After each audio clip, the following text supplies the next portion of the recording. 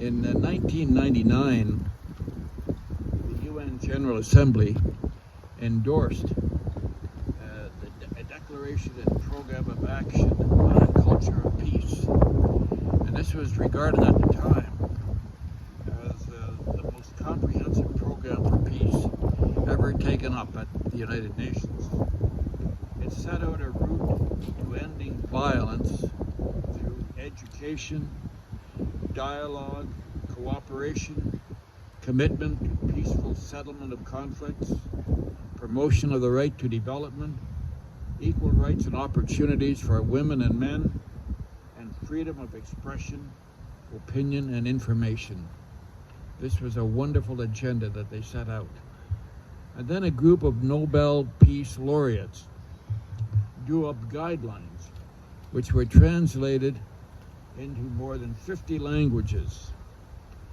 They put it this way, that the culture of peace would be a respect all life, reject violence, share with others, listen to understand, preserve the planet, rediscover solidarity. Programs and petitions were organized around the world to mark the International Year for the Culture of Peace, starting in the year 2000. The UN advanced these ideas when it adopted an international decade for a culture of peace and nonviolence for the children of the world. That decade was supposed to have been 2001 to 2010. The year was launched with a media campaign in 100 countries, and a liaison committee promoted partnership agreements with 180 international organizations. They carried out wide-ranging projects, including entertainment, workshops, sporting events, festivals, and websites.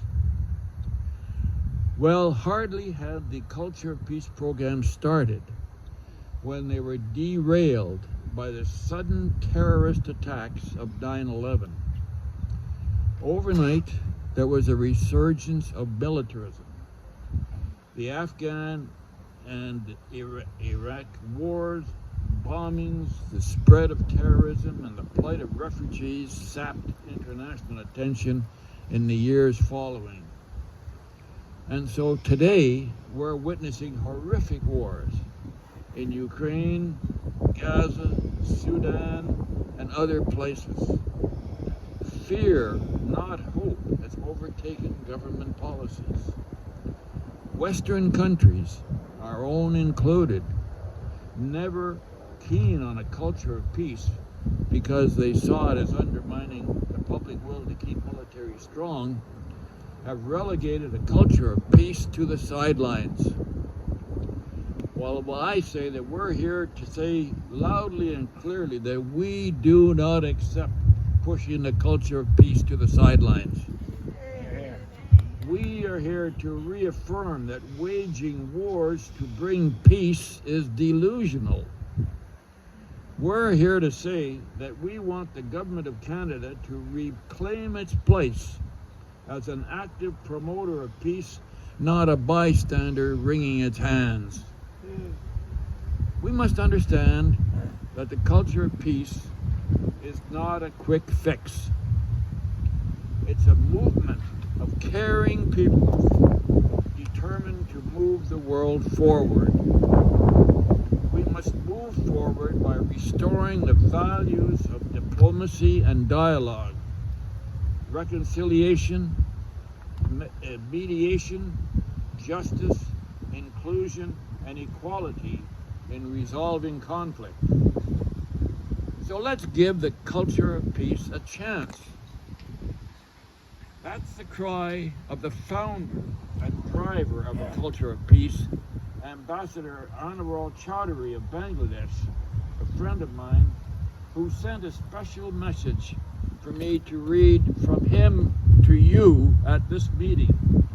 Ambassador Chaudhary says, "Let's embrace the culture of peace for the good of humanity, for the sustainability of our planet, and for making a world better life for all." here. A good place to focus is on the new treaty on the prohibition of nuclear weapons. Canada is resisting supporting this treaty, which has so far been ratified by 70 states. And they're resisting it because it outlaws the very possession of nuclear weapons. That is exactly the idea of the abolition of nuclear weapons.